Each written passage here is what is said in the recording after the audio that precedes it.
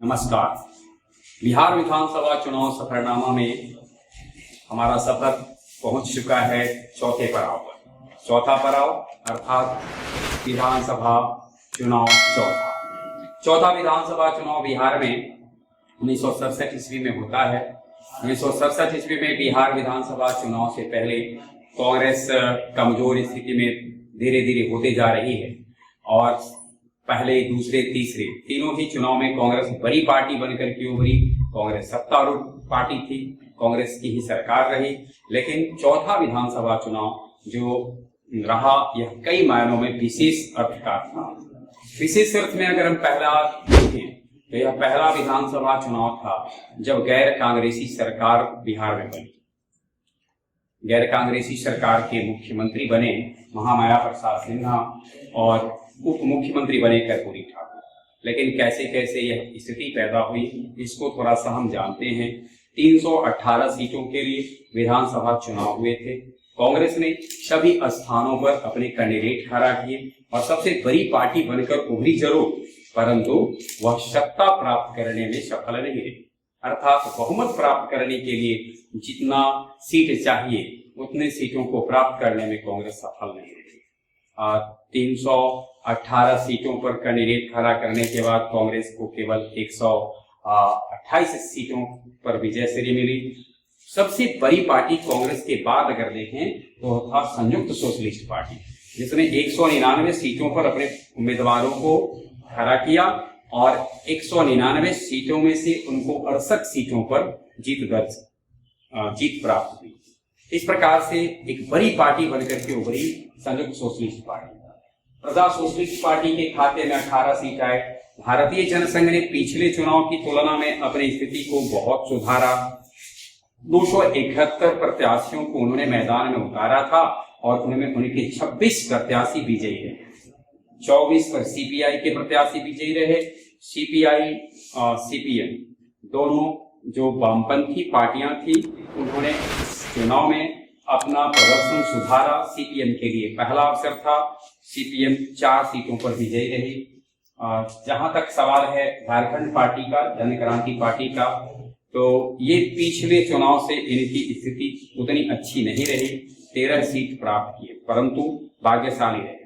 13 स्थान प्राप्त करने के बाद भी इनके नेता को ये ध्यान में रखना है, जब गैर कांग्रेसी सरकार बनती है तो जन क्रांति पार्टी के ही जो नेता थे, विधायक दल के नेता थे महामाया प्रसाद सिन्हा, उनके हाथों में सत्ता की बागडोर चली जाती है, वो मुख्यमंत्री बन जाते हैं। स्वतंत्र पार्टी का प्रदर्शन बहुत ही तेजी से गिरा।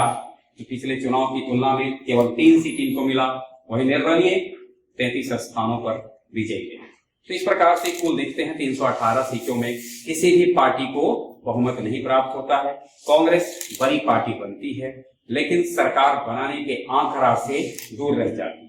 318 सीटों वाले में कम से कम सरकार बनाने के लिए 160 सीटों की दरकार थी, जिससे काफी पीछे रह जाती है कांग्रेस। तब गठबंधन की बागडोर शुरू होती है। यहीं से गठबंधन का प्रयोग बिहार में शुरू हुआ। चुनाव के पश्चात सारे गैर कांग्रेसी दलों ने यह विचार किया कि किस प्रकार से सरकार बने और तब गठबंधन के प्रयोग किए गए। इस प्रयोग में कितनी सफलता मिली इसे हम बस केवल परिणाम से जान सकते हैं। 1967 ईस्वी में जहां यह प्रयोग हुआ, गठबंधन के मुखिया के तौर पर महामाया प्रसाद सिन्हा मुख्यमंत्री बने। केवल 1 साल के अंदर ही 28 जनवरी 1968 को उनकी सरकार गिर गई। इस तरह से कहा जा सकता है कि बिहार में गठबंधन का प्रथम प्रयोग 1967 ईस्वी में हुआ। सफल ज्यादा नहीं हुआ, यह एक असफल प्रयोग था। लेकिन कालांतर में गठबंधन की राजनीति को प्रेरित किया, यानी सरकार बन सकती है, क्या कमी रह गई, कैसे उसको दीर्घकालिक नहीं किया जा सका और अपना टर्म पूरा नहीं कर पाई, इस पर विचार किया गया। और 90 के बाद की जो बिहार की राजनीति हुई उसमें 1967 में जो पहला प्रयोग हुआ वह बहुत काम आया। कह सकते हैं उससे प्रेरणा आगे की राजनीति को मिली।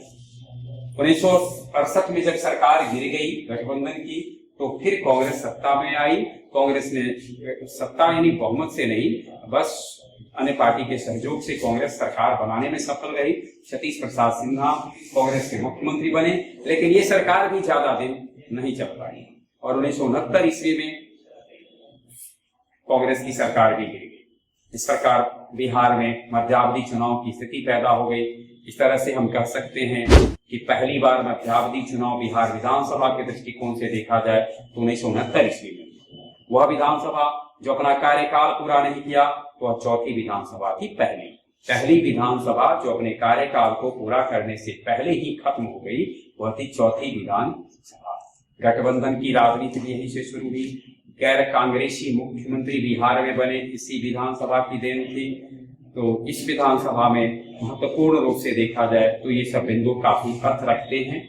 अन्य महत्वपूर्ण बिंदु पर अगर हम बात करें तो वोटर लिस्ट स्वाभाविक है, लंबा होना ही था और लंबा हुआ भी। 2,77,00,000 मतदाता हो गए थे।